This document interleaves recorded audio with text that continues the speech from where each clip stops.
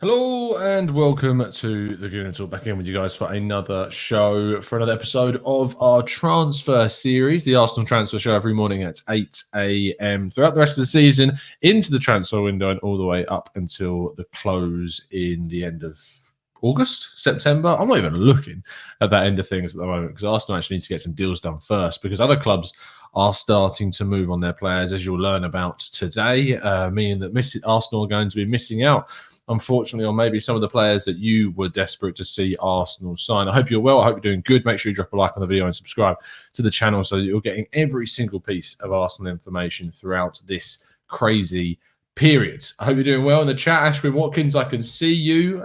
Very, very keen with the messages this morning. Good stuff.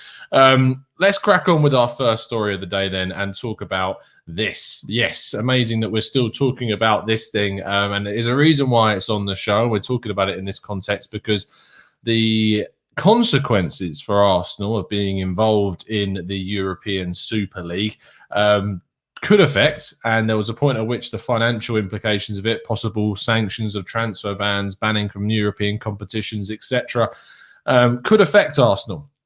And it seems to be gradually coming to light what those sanctions will be for Arsenal.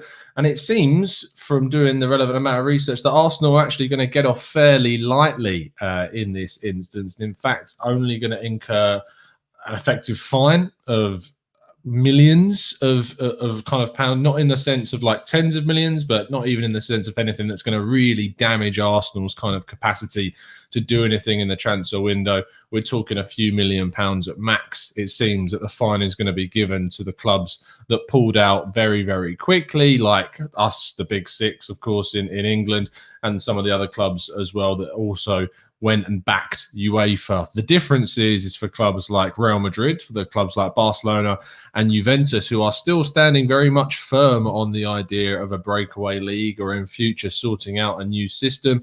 They may face some very severe consequences amounting to that of about 2 years out of European competitions, which is massive and a really big thing, and will make the Champions League much, much easier to win for the teams that are involved in it when they are involved in it, which could be next season. It could start the season after. We don't know when these sanctions are going to come into place. But the good news for Arsenal, if you want to call it good news, relating to the ownership, KSE are, of course, going to be covering any sanction that Arsenal does face. And so transfer activity is not going to be affected, really. I mean, we don't really know what's going on behind the scenes in regards to the Cronkies and how they're going to be addressing the issue of the club and the situation it's in. We're told to expect big things, is what we keep on being told to expect. Whether that happens is another thing. A couple of kind of not necessarily bad news. I suppose it could turn into bad news soon, but there's a couple of stories that Arsenal fans aren't going to be too keen on. The first one revolves around Kido Taylor-Hart, who is one of our younger players at the club. He is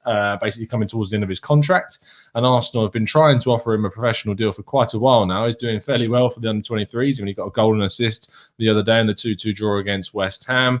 And he's rated very, very highly, is Taylor-Hart. He can play in multiple kind of positions on the pitch, midfield. He can play even as a forward line. So he's someone that Arsenal want to keep hold of as much as they feasibly can. But they are struggling now to get a deal done. Supposedly these talks with Kido have stalled, and there is a plethora of clubs lining up to try and snatch him away from Arsenal's academy. It's a similar situation to what we've going on with Balogun. Of course, that we've managed to resolve that situation. But the problem is now is that we could be seeing more of these young guys leave. I hope that Arsenal were not cornered in a situation with Balogun where we gave him a ridiculous wage, because my prediction earlier in the season about giving a player like Balogun a really kind of decent wage, having not played any Premier League football, means that the other young players are going to look at that contract and go, well, if he's staying, all I need to do is run down my contract, ask for a big fee, or I'm going to go. And if we have done that with Balogun, it is going to have an impact on the subsequent deals that we try to sign our youngsters up. And maybe we are starting to see that happening with a player like Kido Taylor-Hart. Don't overlook this guy. He's very, very highly rated in the youth academy and someone that the club are desperate to hold on to. So fingers crossed Arsenal can sort this one out. The next story, before we go on to kind of the main discussion-based topic, is on Boubakary Soumare, who is, of course, the Lille central midfielder. He is someone that I know a lot of Arsenal fans have wanted to see at Arsenal for quite a long time. There have been suggestions that he's kind of the perfect partner for Thomas Partey. Bad news is that he's going to be going to Leicester. The deal has effectively been confirmed at this point for around 30 million euros from Lille to the Foxes. It's a really good signing for them. They've now got such depth in kind of that area of midfield with Soumare and Didi and Mendy all being able to play that position, not to mention the likes of Tielemans and Dennis Praet that can play in the deeper part of the midfield too. Their midfield is exceptionally stacked, is Leicester's. And it just is another example of that key, real good pieces of recruitment that they've done time after time after time. They just find and identify some good players. They get them in, they get the job done, and it's as simple as that. And Arsenal really need to look at the transfer activity of Leicester, because we have just failed so many times, unfortunately, to get the right players in at the right time. Do it for the improvement capacity of this team has just dipped and dipped and dipped as we've signed players like Mustafi, etc., Socrates, not signing in players that are improving us. Even more recently with players like Willian and Cedric, and I know that people like Cedric, but it wasn't a signing that improved us beyond Bellerin. I would be looking at signing a right back that upgrades upon Bellerin so that he becomes the backup and we can sell him later, and then you bring through one of the youngsters to replace that backup option. It's just the wrong way we've been doing things. We need to be signing players that improve on the positions, and Leicester just keep doing it time and time again. So for 30 million euros, absolute snip of a signing, amazing piece of business, because Soumare is a fantastic player and has done really well at helping Lille towards a Liga title this season, which is still a very, very realistic prospect for them. So, in regards to what you're thinking about Soumare and Leicester's kind of transfer activity in comparison to Arsenal, let's see what you guys are saying. Satya Brat says Leicester is a club which is properly managed and run. Aaron says fair play Leicester, getting things done early. No Sleep saying Leicester being proactive there. Manu says Leicester's recruitment is on a next thing. It is just an absolute different level to us completely. Bradley Costello says, how can Leicester buy all of these players? Because they're smart at their recruitment. They built a solid team. They say, look, come, you can play European football. We've got a project. We're looking to go towards consistent Champions League qualification, and they can offer that. Arsenal have not got that same level of consistency to offer players right now. They've also sold players really well, and they're not strapped for cash, are Leicester. Selling the likes of Maguire, Kante, Mahrez, Chilwell, all of these players for loads of money. And they've been able to just keep bringing in players on decent fee and do really well with it. It's so frustrating. Matt G says, stupid question, but how are clubs able to do business before the transfer window opens? It's not a stupid question, mate. You can't officially register the players until the actual window opens, but you can have discussions with clubs. You can put offers on the table. You can sign agreements. You can sign contracts. You just can't register them to the club until that date. Sometimes it stops the players from playing. You look at Timo Werner last season, signed early before the transfer window even opened and was registered. And in fact, the transfer window opened so late and they extended the season that because of that situation, Werner couldn't play in the last few games of the Champions League for RB Leipzig. They, of course, got to the Champions League semi-final and went out to PSG. But because of the signing that deal early and because of the weird situation of the season, he couldn't then play. But you can sign players before the transfer window opens. You just get those deals done early, and then they are registered on the day of basically July the 1st or whenever it opens. We did it with Podolski. We've done it in the past as well. It's not a very uncommon thing. You just get those pre-agreements in place effectively, and you sort them out as soon as possible. Lincoln says, do you remember when... Oh, it's gone off my screen. Do you remember when our fan base turned up their noses at the signing of Dennis Praet, who has looked an excellent signing for them now? Yes, we have a habit of doing that, Dave. We really do, unfortunately. Why didn't we buy Soumare, says Bradley? Your guess is as good as mine. They must be very confident about going for another central midfielder if they weren't going to go for Soumare. We'll talk a little bit about that in a second. Wesley says, I won't be mad if we get Bissouma, of course. Somalia says, get Diawara. Is Diawara, you're talking about the one from Roma. I think that the likes of Soumare are better than him. Bissouma is certainly better than him, in my opinion.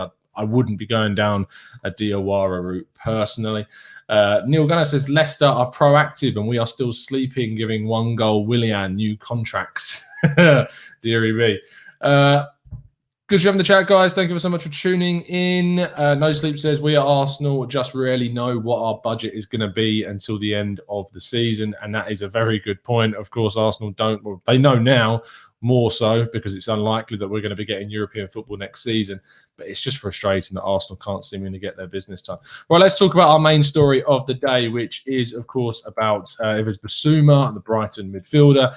It's been revealed he has handed in an effective transfer request. It may not be in a written form, but he has told the club that he would like to move on this summer. There are obviously a number of clubs that are interested in. The main three are ourselves, Liverpool and Manchester City. With the situations of Man City, they've got Fernandinho leaving at the end of the season. They obviously want to find someone to replace him and compete with the likes of Rodri and Gundogan. They've got lots of other targets, of course, that they'll be going for. But Bissouma is certainly someone that is on their radar. Liverpool are more keen than City, much more so. They're losing Gini Wijnaldum in the summer. And of course, while Gini is more of a kind of a number 8 than necessarily a number 6. They do look at Bissouma as someone who can come in and replace him. Klopp has been doing extensive research on this guy beyond just what he's like on match day. They look at him in training. They look at him as kind of his demeanour and his attitude outside of the matches as well. Liverpool are very keen on Bissouma and will be Arsenal's main competitor for his signing. If Arsenal want to get this done, they need to go in like Leicester have with Soumare, put the money on the table to Brighton and say, look, we want him. We want to sign him. Here's the money. Here's your contract offer. Get the deal done as quick as possible, because otherwise they are going to get blown out the water by Liverpool, and they will be, you'd think, a more kind of attractive option in regards to their stature in the table and their competitive capacity. Whereas Arsenal, the only thing really going for them is maybe the option to offer him more wages than Liverpool are willing to go, and also the promise of more regular football than he may get at Liverpool with the likes of Fabinho, Thiago Alcantara, etc. already still there. That's also a big thing for them. But it looks like Bissouma is most certainly going to be on the move this season after handing in this verbal transfer request to the club. And they're willing to let him go for around that £30 million mark, supposedly. That is the figure that they're looking for. It would effectively double the amount of money that they spent on him from Lille. So it's a good piece of business on their behalf as well. And with the situation of his contract, the fact where they are in the league, they're not in a very strong negotiating position. £30 million is probably about right for what you're going to get for the player, which I thought is still actually quite a lot less than it was going to be a few months ago. So that's actually quite a positive thing for Arsenal. Let's get your thoughts in the chat box regarding Bissouma then and how you're feeling about the player. Dave says, I live down in Brighton country and everyone down here really rates Bissouma. Matt G says Bissouma handing a transfer request is a couple of weeks before we play Brighton so he can audition for us. Good work, Bissouma. Satya Bright says Bissouma's links with Pepe and Gabriel makes me feel good about the situation. We're getting that Mali connection, of course, in the club. Satya Bright says Bissouma's links with Pepe. Oh, we talked about it. Sorry, the Mali and Lille connection. I see what you're saying there. Shrikant says you guys need to give Arteta a chance next season. We can always sack him when he underperforms, but sacking him now doesn't make sense. It's clear that some players are not playing for him. We'll have to wait and see, mate, if that turns out to be the case. Manu Clerk says, look at Camavinga, for example. These big clubs have probably had a verbal agreement with him for years. Well, he's an interesting one because we don't know where he's going to go. Bayern, Real Madrid, we don't know as of yet. Blade Gunner says, hey, Tom, do you realistically think, or do you rather really think, that the great Arsenal board have what it takes to turn this around? I like Ødegaard, but I think we should get him. Bissouma is a beast, and I hope we can sign him as well. I think that we can get better players than Ødegaard for the fee that it would cost. I think when you're looking at how much Real Madrid would want, and they're not our biggest fans right now because of the whole Super League situation, and you can go out and say a Buendia that's transitioned to the league, that's scoring and assisting like crazy, he'd be someone I'd rather go for. He's more versatile as well than what Ødegaard is. So I think there's players out there that I would go for, probably over the Norwegian, just for their output and the amount of money that they would cost in comparison to him as well. Matt G says we should do a cash plus Eddie and Nketiah deal for Bissouma. Very interesting. Not sure if Brighton would be interested in that. They've got Neil Maupay and Welbeck, of course. Do they want Nketiah? Something that you'd have to think about. No Sleep says, would love Bissouma, although we might have a problem with the midfield when the African Cup of Nations comes around. Of course, Partey would be involved in that. El Neni could be involved in that. And Bissouma for Mali as well. So we'll have to think about that, and we need to make sure that we've got enough cover should we need it. Of course, it can last for a couple of weeks if they go out in the group stage, but it can last for a whole month. So it's something that you need to be really kind of concerned and worried and cautious about, if so. Sally Bright says, I hope that Richard Garlick does a better job than Huss Farmy. He's got obviously a lot more responsibilities than Huss Farmy had, but he's got a lot of experience, worked the Premier League and West Brom previously as well. Arsenal has recently had a momentum of handing out ridiculous contracts. Hopefully we learn from some of our mistakes next season. Ansgar says, for me, it's Bissouma or Neves. Both are great options. Mini Boss says Partey and Bissouma are too similar and they're box to box. I disagree with you. Bissouma is nowhere near as kind of progressive as Partey. He's much more disciplined. You look at the style of passing that he has. You look at his heat maps and how he differs from Partey. Partey is a lot more forward thinking than what Bissouma is. People assume that they're very similar. As I say, if you go and watch our tactical breakdown of Guido Rodriguez, we actually compare him to both Bissouma and Partey, and you can see how actually different they are on the pitch. So I'd say that they're not similar, and Partey would be definitely a lot better for it, having Bissouma next to him. In fact, we did a little bit of statistical analysis on this. Against Wolves, Bissouma was excellent. 8 defensive duels with 63% success rate on those, 10 interceptions, 6 recoveries, 4 clearances, and he completed 100% of his dribbles as well. He did really well against Brighton. And Bissouma is a lot more kind of on that defensive end of the spectrum, than what Partey is. Even though Partey's certainly got a very strong defensive capacity to his game, he's a lot more kind of all-round, whereas Bissouma skews more towards the defensive end of the scale.